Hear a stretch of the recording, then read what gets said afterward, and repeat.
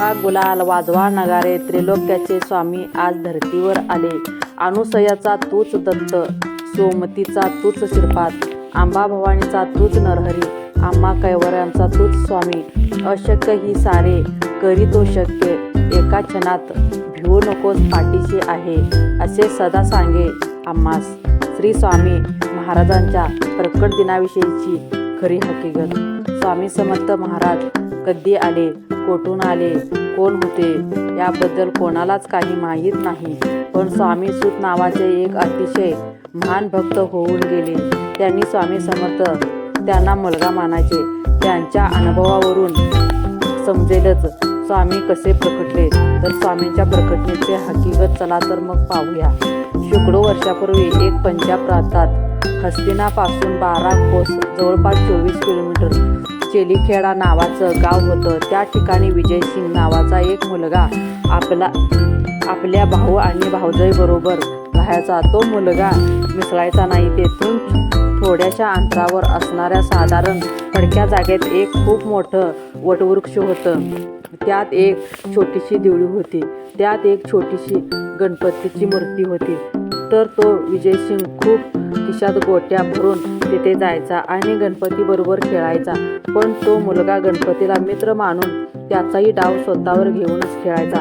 असेच एक दिवस जात होते आणि त्या परमात्म्याला आपला आविष्कार दाखवण्याची गरज वाटू लागली.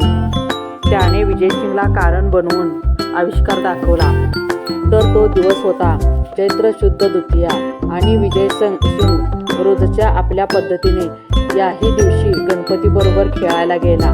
पण आज अचानक त्याच्या मनात आले की रोज आपणच खेळतोय, आज याने पण खेळायचे.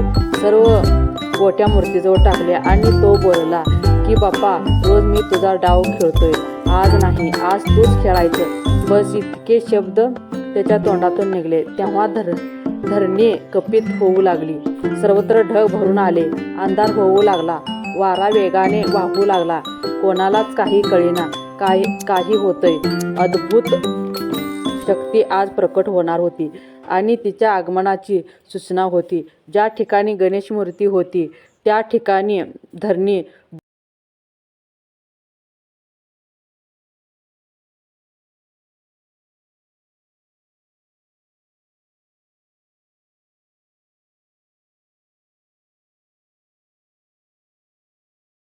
दुभंगून एक 8 वर्षाचे अतिशय तेजस्वी एक बाल मूर्ती प्रगटली आणि ते दुसरे तिसरे कोणीही नसून प्रत्यक्ष परब्रह्म स्वामी समर्थ महाराज होते. विजयसिंग गोट्या खेळताना स्वामी महाराजांकडून हरला. बालरूप स्वामींना त्याला गोट्या उधार दिल्या. परत भेटण्याचे वचन देऊन तेथून ते गुप्त झाले. थोडक्यात स्वामींचा अवतार पंजाब प्रांतात हस्तिनापासून 12 कोस जवळजवळ 24 किलोमीटर अंतरावर चिलीखेडा नावाच्या गावात वटवृक्ष जवळ गणेश मूर्तीच्या शेजारी झाला.